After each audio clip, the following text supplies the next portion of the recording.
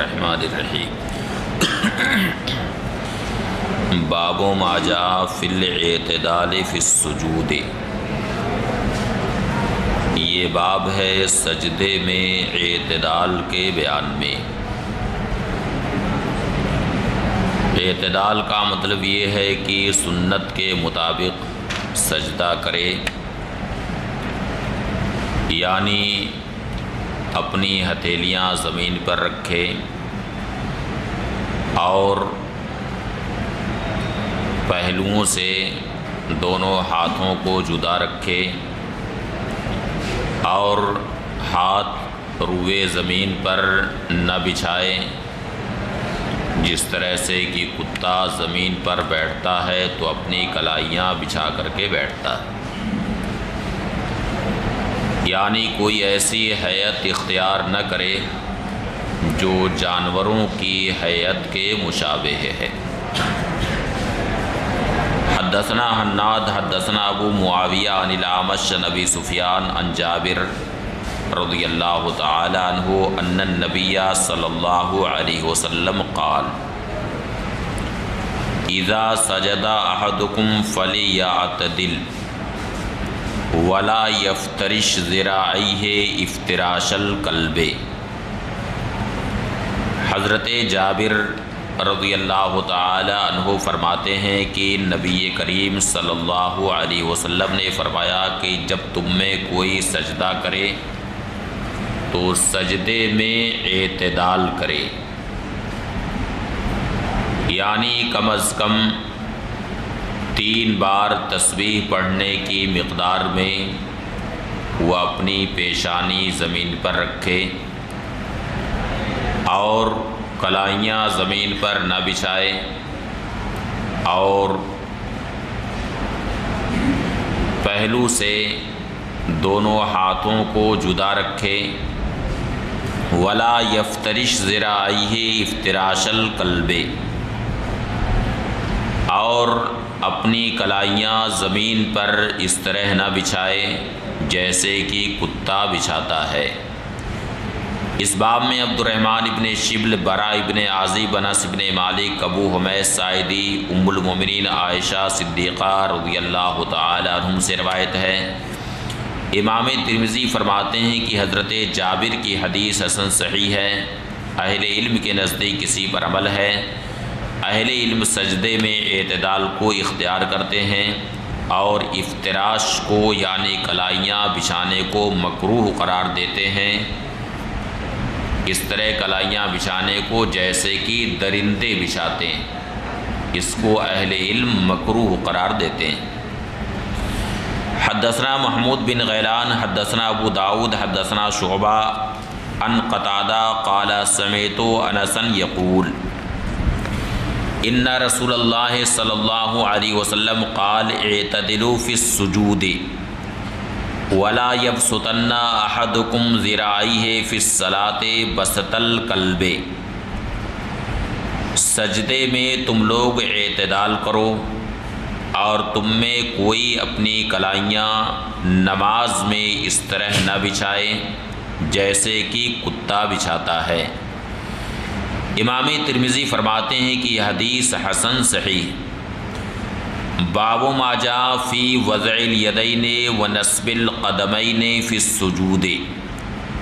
یہ باب ہے سجدے میں دونوں ہاتھ زمین پر رکھنے اور دونوں قدم کھڑا رکھنے کے بیان میں۔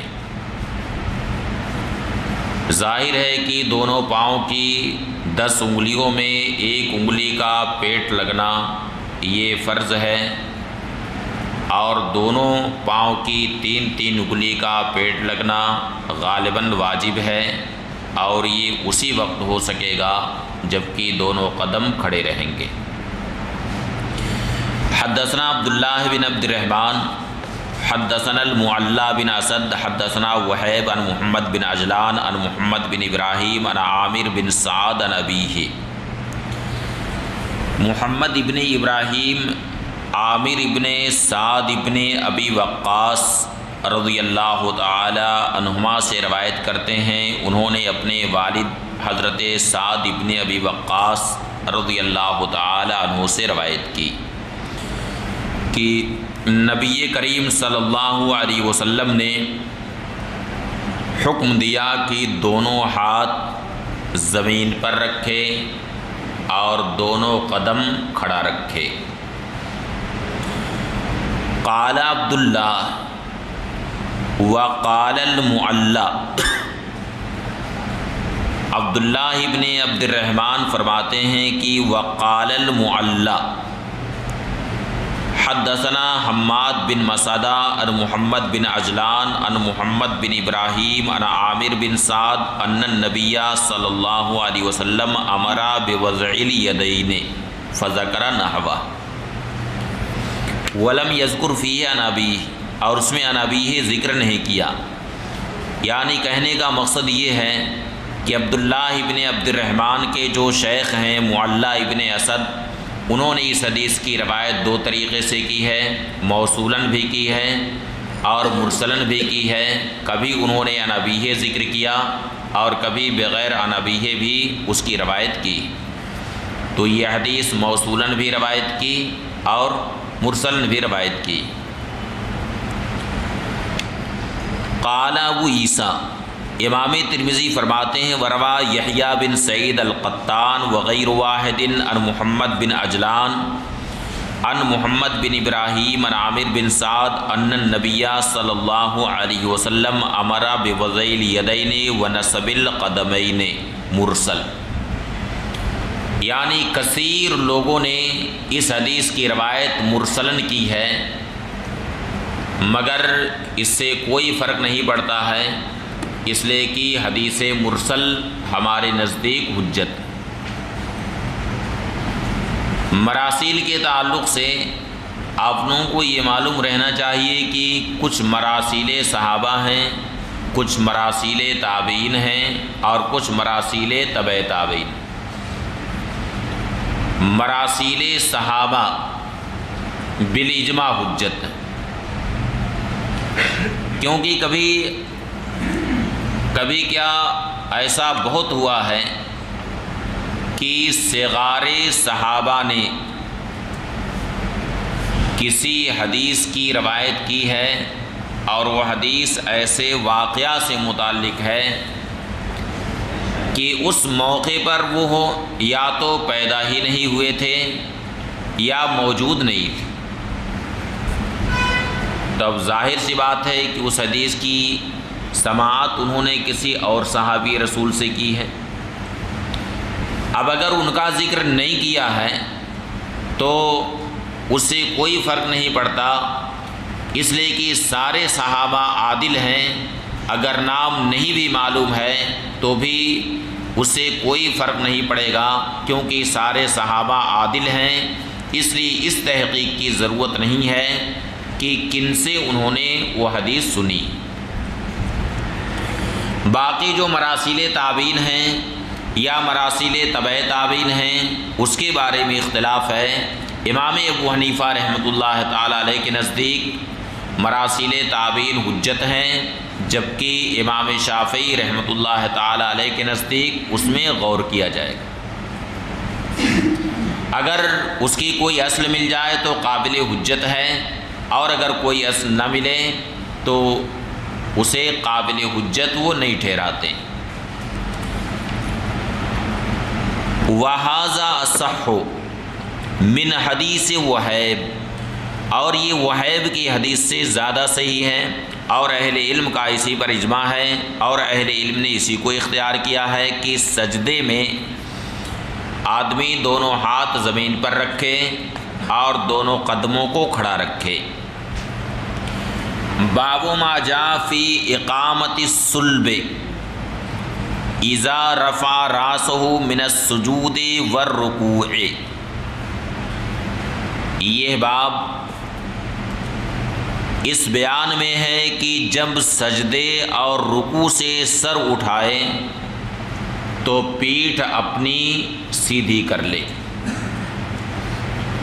یعنی رکوع سے اٹھے تو سیدھا کھڑا ہو جائے یہاں تک کہ پیٹھ ایک دم سیدھی رہے۔ اسی طرح سے ایک سجدے سے جب اٹھے تو سیدھا بالکل بیٹھ جائے،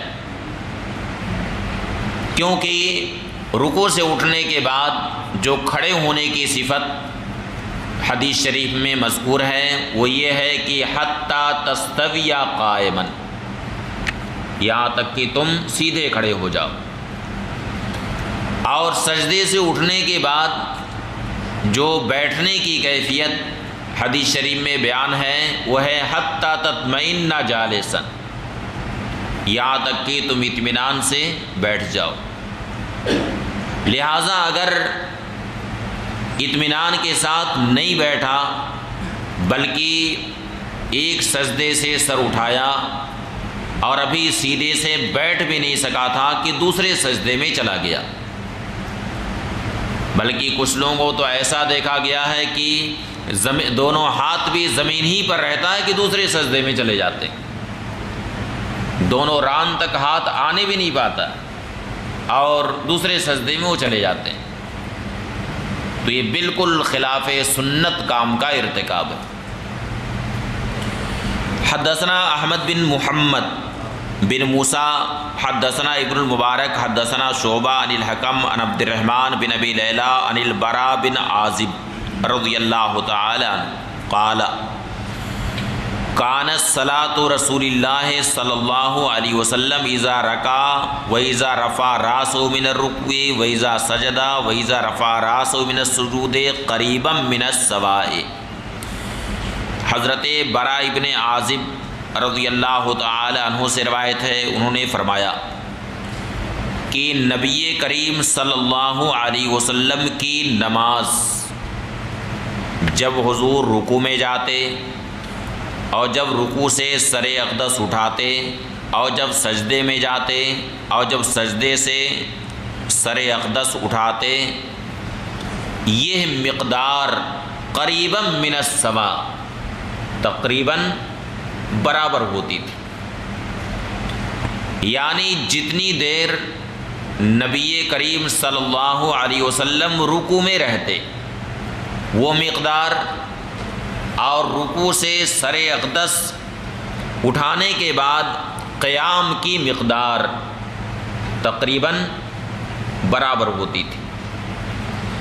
اسی طرح سے سجدہ اولیٰ سے سر اقدس اٹھانے کے بعد جو مقدار ہوتی تھی، یعنی بیٹھنے کی مقدار اور سجدے کی مقدار تقریباً برابر ہوتی تھی، یہ نہیں کہ مکمل برابر، تقریباً برابر ہوتی تھی۔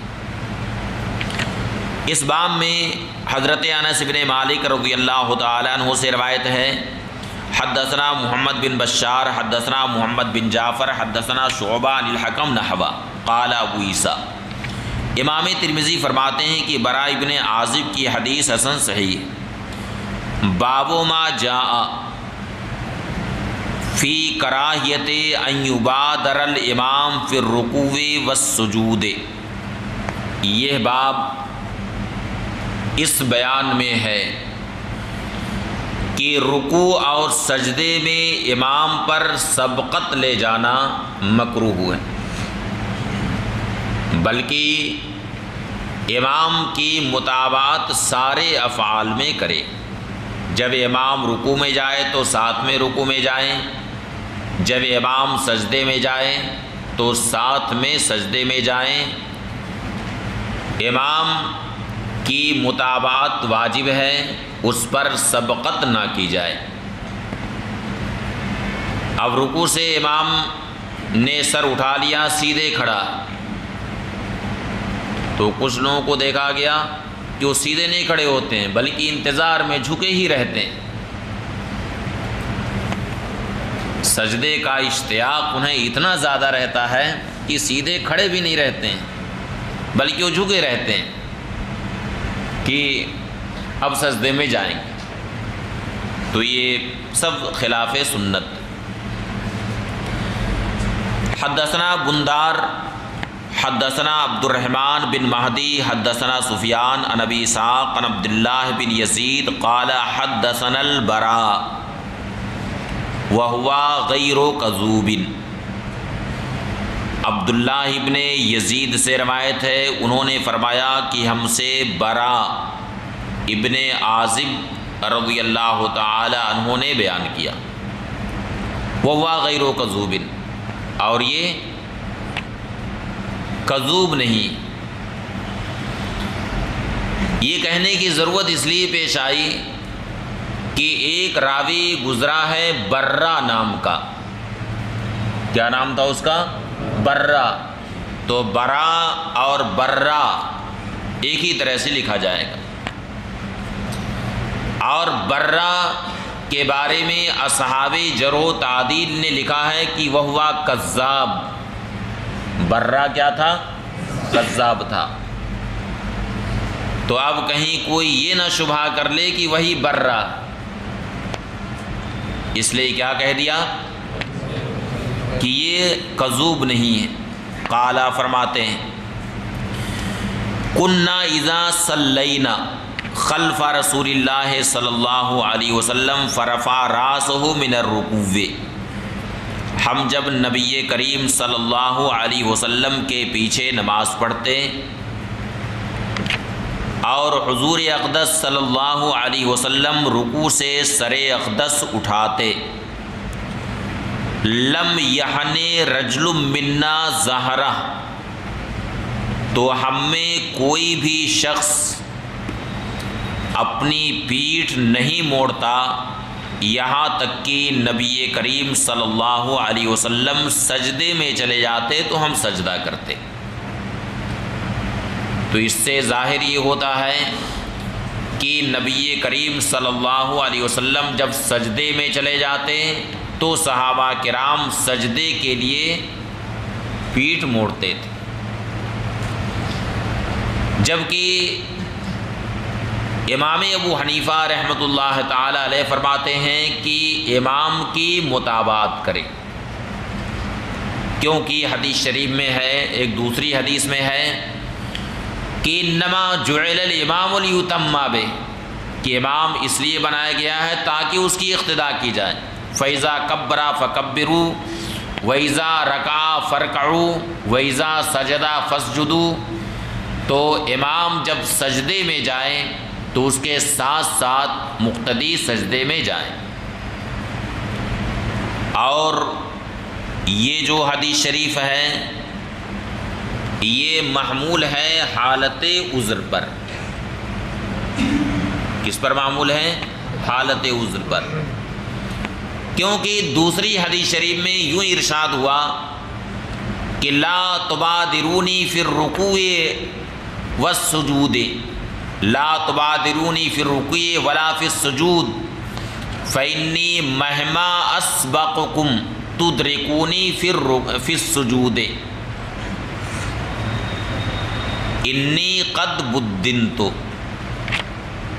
یعنی تم لوگ رکوع اور سجدے میں مجھ پر سبقت نہ کرو، کیونکہ میں کتنی بھی سبقت تم سے کروں بہرحال تم لوگ مجھے سجدے میں پالو گے۔ انی قد بدنت، قد بدنت کا معنی یعنی عمر میری زیادہ ہو گئی، عمر میری زیادہ ہو گئی ہے، تو یہ محمول ہے کس پر؟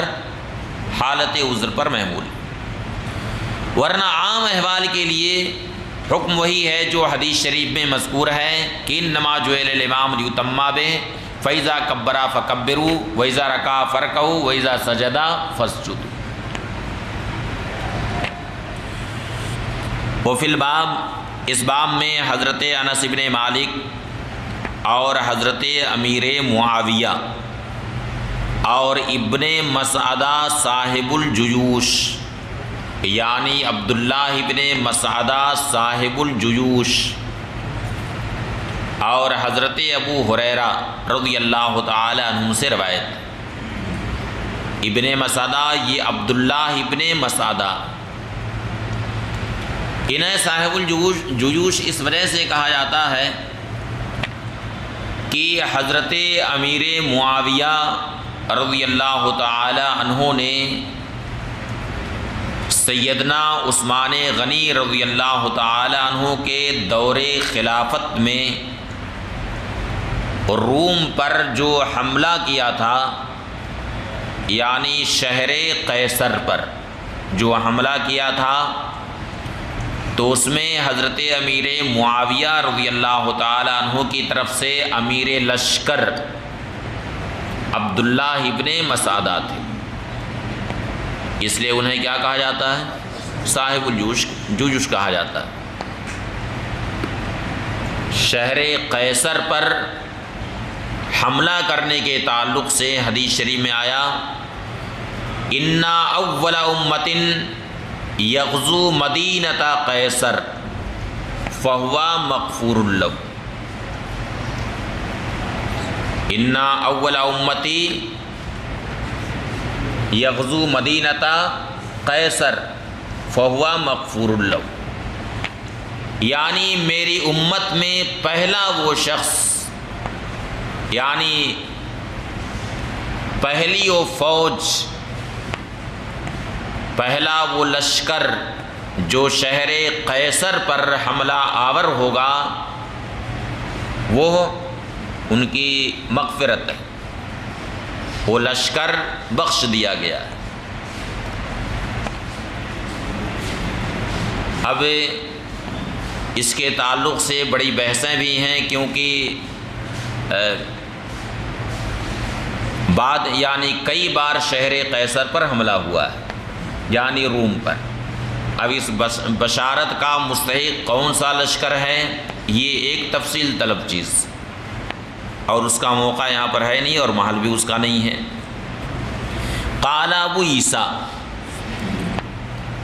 امام ترمذی فرماتے ہیں کہ حضرت براء ابن عازب کی حدیث حسن صحیح ہے، اور یہی قول ہے اہل علم کا کہ جو امام کے پیچھے ہوں وہ امام کی اتباع کریں افعال نماز میں، ولا یرکعون الا بعد رکوعہ ولا یرفعون الا بعد رفعہ، اور امام کے رکوع کے بعد ہی رکوع کریں، یعنی امام پر سبقت نہ کریں، اور رکوع سے امام جب سر اٹھائے اس کے بعد ہی سر اٹھائیں، اور اس بارے میں ہم فقہا کے درمیان کوئی اختلاف نہیں جانتے۔ باب ما جاء فی کراہیت الایقاع بین السجدتین، یہ باب ہے دو سجدوں کے درمیان ایقاع کی کراہیت کے بیان میں۔ ایقاع یہ کون سا مکروہ ہے؟ ایقاع کی دو صورت ہے، ایک وہ ایقاع ہے جسے ایقاع القلب کہتے ہیں، یعنی جیسے کتا بیٹھتا ہے اس طرح سے کوئی بیٹھے۔ تو کتا کس طرح بیٹھتا ہے؟ دو طریقے سے بیٹھتا ہے، ایک تو کلائیاں اپنی بچھا لیتا ہے زمین پر، اس طریقے سے بیٹھتا ہے، یعنی پیٹ زمین سے لگا لیتا ہے اور کلائیاں بچھا لیتا ہے۔ تو اس کیفیت سے مشابہت اختیار کرنے سے سجدے میں منع کیا گیا ہے کہ اپنی کلائیاں اس طرح نہ بچھائے جیسے کہ کتا بچھا لیتا ہے۔ اور ایقاع کی ایک کیفیت اور ہے، وہ یہ ہے کہ کتا اپنی سرین کو زمین پر رکھ لیتا اور اپنا پاؤں کھڑا رکھتا۔ تو ایقاع کی کیفیت یہ ہوئی کہ آدمی الیتین پر بیٹھے اور دونوں گھٹنے کھڑے کر لے اور دونوں ہاتھ زمین پر رکھے۔ کیفیت سمجھ میں آئی؟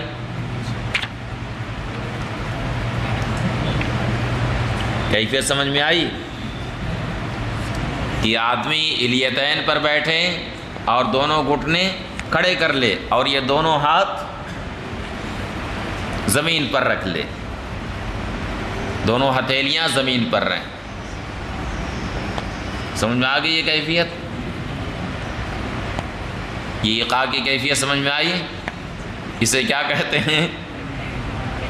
یہ ایقاع القلب ہے. کچھ لوگ بیٹھتے ہیں کہ نہیں اس طرح سے؟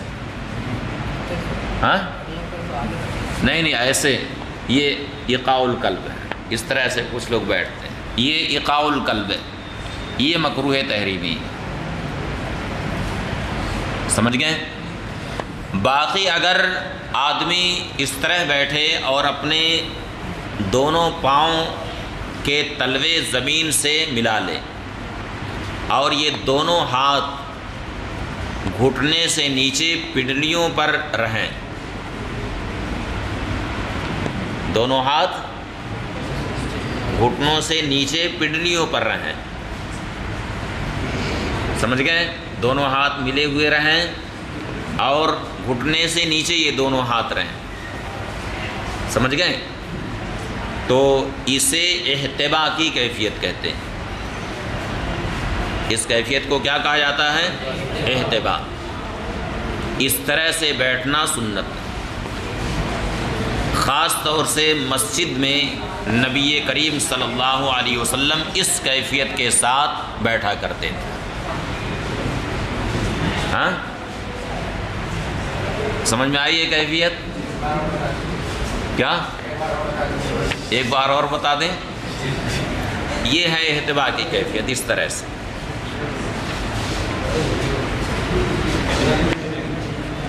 ہاں کھڑے ہو جائیں. ہم کھڑے ہو جائیں گے تو پھر آپ اسے احتبا کہتے ہیں.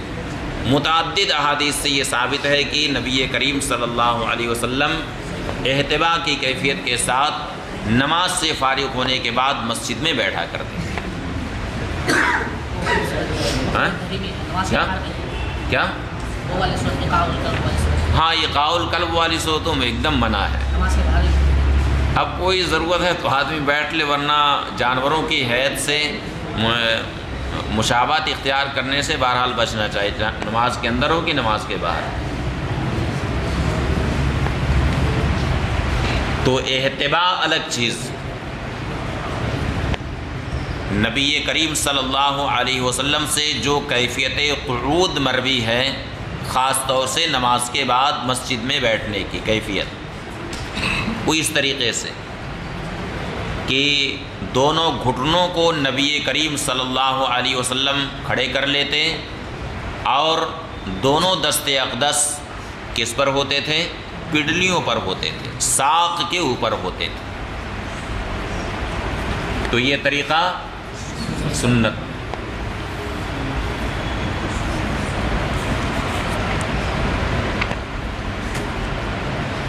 سمجھ میں آ گئی یہ کیفیت؟ کیوں صوفی صاحب آپ سمجھ لیے کہ نہیں؟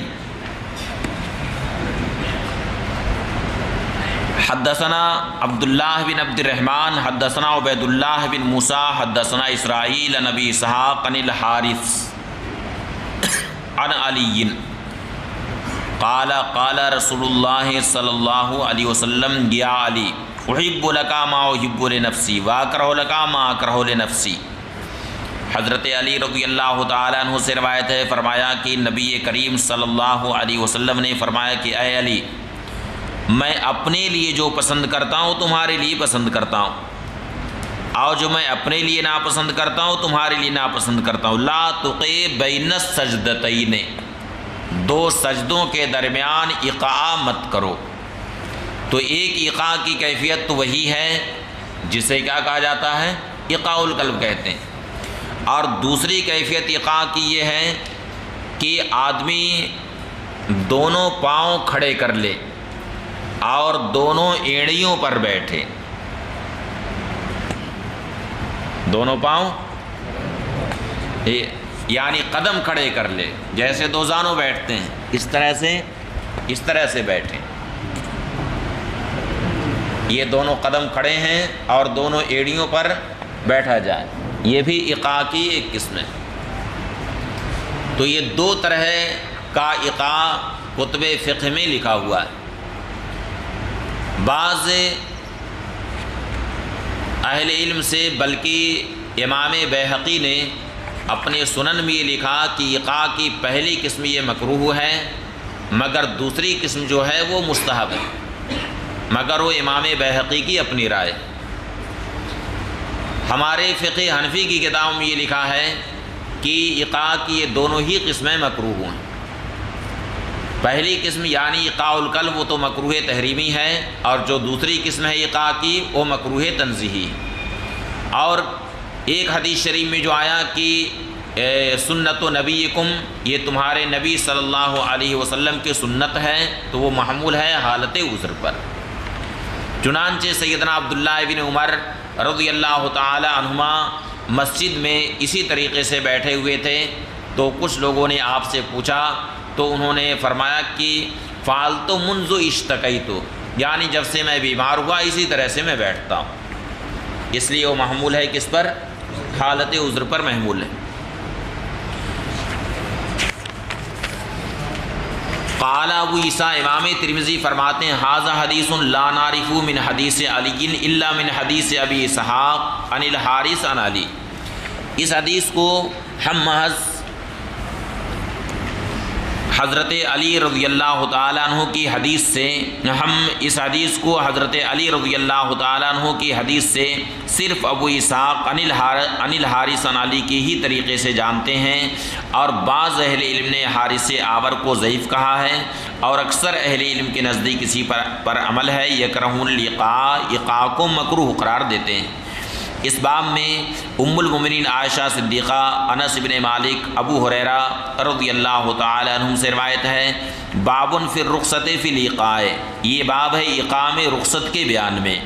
حدثنا یحییٰ بن موسیٰ حدثنا عبد الرزاق حدثنا ابن جریج قال اخبرنی ابو الزبیر انہ سمع طاووسا یقول قلنا لابن عباس فی الایقاع علی القدمین، ابو الزبیر نے حضرت طاووس سے سنا فرماتے ہوئے، قلنا، حضرت طاووس کہتے ہیں کہ ہم نے حضرت عبداللہ ابن عباس سے ایقاع علی القدمین کے بارے میں کہا، یعنی پوچھا ان سے کہ ایقاع علی القدمین کے بارے میں آپ کیا کہتے ہیں، یعنی دونوں ایڑیوں پر بیٹھنے کے بارے میں، کہ دونوں قدم کھڑے کر لیں اور ایڑیوں پر بیٹھ جائے۔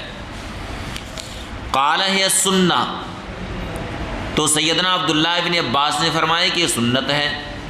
فقلنا، ہم نے کہا انا لنراہ جفاء بالرجل، ہم تو یہ آدمی کا گنوار پن سمجھتے ہیں کہ آدمی اس طریقے سے بیٹھے، اور کچھ لوگوں نے جفان بالرجل پڑھا ہے اس کو، یعنی ہم اسے قدم پر یعنی پاؤں کے ساتھ جفا سمجھتے ہیں، اس لیے کہ آدمی اس طرح سے دونوں پاؤں پر یعنی ایڑیوں پر بیٹھے گا تو دونوں پاؤں پر زور پڑے گا۔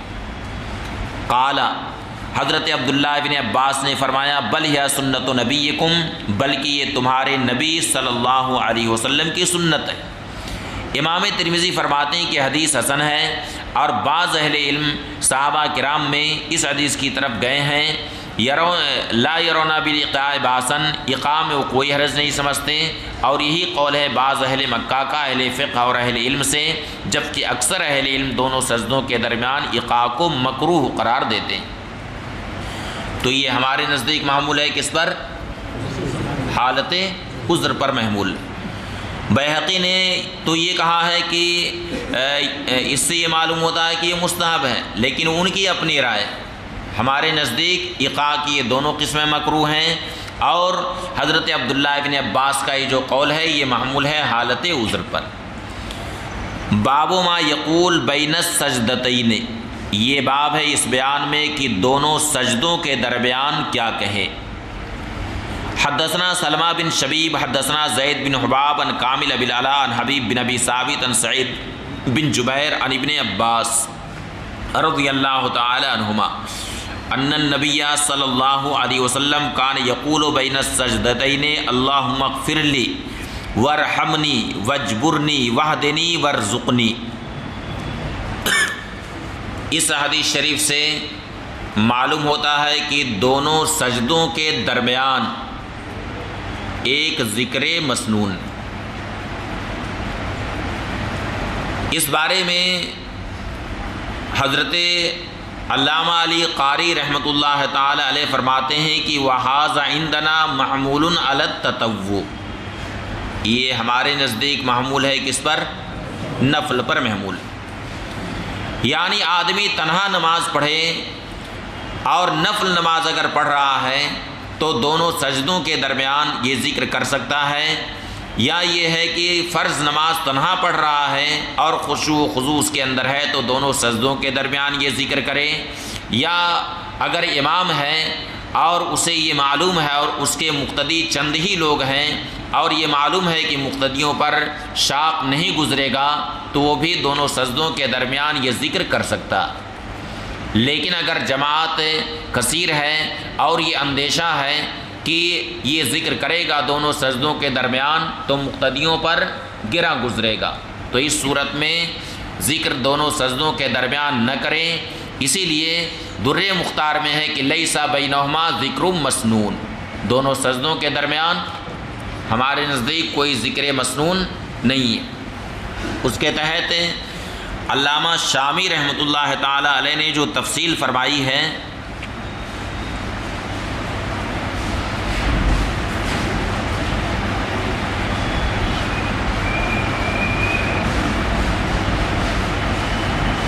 علامہ شامی فرماتے ہیں کہ قولہ محمول علی النفل، یعنی یہ جو کہا گیا ہے کہ نفل پر محمول ہے۔ اس کے تحت علامہ شامی لکھتے ہیں تہجدن او غیرہ، یعنی خواہ تہجد کی نماز ہو یا کوئی اور نماز ہو۔ ان ثبتا فی المکتوبہ فلیکن فی حالت الانفراد، یعنی اگر یہ فرض نماز میں ثابت بھی ہو تو یہ محمول ہے کس پر؟ حالت انفراد پر، یعنی کوئی تنہا فرض نماز پڑھ رہا ہو۔ اب الجماع یا جماعت پر اگر اس کو محمول کیا جائے تو لکھتے ہیں کہ والمامومون محصورون لا یتثقلون بذالک، یعنی جو مقتدی ہوں وہ چند ہی ہوں، محصورون یعنی گنے چنے ہوں، لا یتثقلون بذالک، اور ان کے اوپر یہ گرا نہ گزرے، جیسا کہ اس کی صراحت کی گئی، جیسا کہ اس کی صراحت شافعیہ نے کی ہے۔ پھر علامہ شامی لکھتے ہیں کہ اگر شافعیہ کے اس قول کو اختیار کر لیا جائے تو ہمارے قواعد مذہب کے خلاف نہیں، تو حاصل یہ ہے کہ ہمارے نزدیک نفل پر محمول ہے، اور اگر یہ ثابت ہو کہ یہ فرض میں ہے، فرض کے تعلق سے ہے، تو یہ محمول ہے کس پر؟ حالت انفراد پر۔ اور اگر امام ہے تو چند ہی لوگ ہیں اور یہ معلوم ہے کہ ان پر گرا نہیں گزرے گا تو اس وقت امام یہ پڑھ سکتا ہے، ورنہ دونوں سجدوں کے درمیان اتنا لمبا ذکر نہ کرے۔ اللہم اغفر لی، یا اللہ میری مغفرت فرمائیے۔ تعلیم امت کے لیے نبی کریم صلی اللہ علیہ وسلم نے یہ ذکر کیا کہ یا اللہ میری مغفرت فرما۔ ورحمنی، اور مجھ پر رحم فرما۔ وجبرنی، اور میری شکستگی کو دور فرما، یعنی میرے حال کو درست فرما۔ وحدنی، اور وحدنی کا مطلب وفقنی لصالح الاعمال وثبتنی علی الحق، یعنی مجھے اعمال صالحہ کی توفیق عطا فرما اور حق پر مجھے استقامت عطا فرما۔ ورزقنی، اور مجھے رزق حسن عطا فرما۔ اور بعض روایتوں میں عافنی کا بھی ذکر ہے کہ اللہ مجھے عافیت عطا فرما، یعنی دین و دنیا دونوں میں عافیت عطا فرما، جسم میں عافیت عطا فرما۔ تو عافنی کا بھی لفظ بعض روایتوں میں آیا ہے۔ حدثنا الحسن بن علی الخلال حدثنا یزید بن ہارون عن زید بن حباب عن کامل ابی العلا نحو قال ابو عیسیٰ، امام ترمذی فرماتے ہیں کہ حدیث غریب ہے۔ اسی طرح سے حضرت یہ حدیث غریب ہے۔ ہاکذا روی عن علی، اسی طرح سے حضرت علی رضی اللہ تعالی عنہ سے بھی یہ مروی، وہ بھی یقول الشافعی، اور یہی